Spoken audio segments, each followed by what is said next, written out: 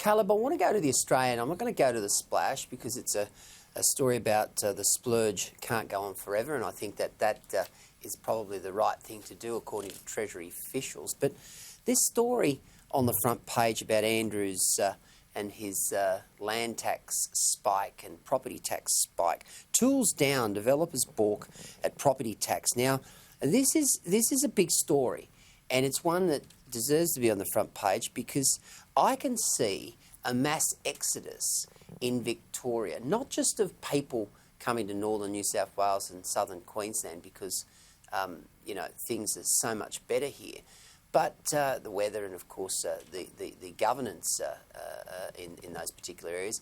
But I can see property developers, basically saying, we've had enough of you. One of Melbourne's largest property developers is threatening to stop looking at opportunities for new construction until the Victorian government clarifies plans for a significant rise in land taxes.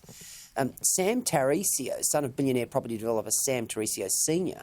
and Managing Director of Salter Properties, said the assessment of future developments involving rezoning will be placed on hold until we understand the details of the proposed tax. Until we see that detail, we cannot quantify the new costs associated with these. Now, the Victorian Labor government at the weekend announced plans to lift stamp duty on properties valued at $2 million and above from 5.5% to 6.6%, adding about 20 grand to the price of most properties. But also, too, they are looking at imposing a 50% tax on anyone who speculates on a rezoning and makes some cash.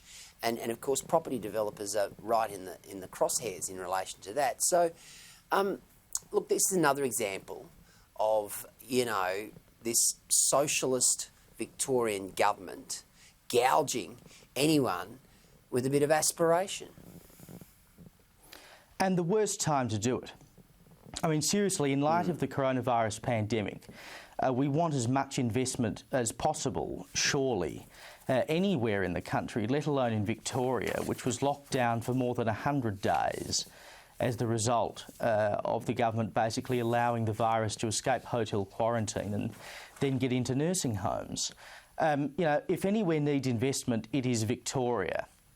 And we know that at the moment, one of the biggest areas of investment is property and development. I mean, you look at the home builder scheme, for instance, which has had to have been extended, or the time that you've got to start building your home has been extended from 6 months to 18 months, because the take-up of the scheme has been so great that there are not enough tradies on hand to start work within 6 months. I mean, it is seriously taking 18 months for people to get a housing project off the ground.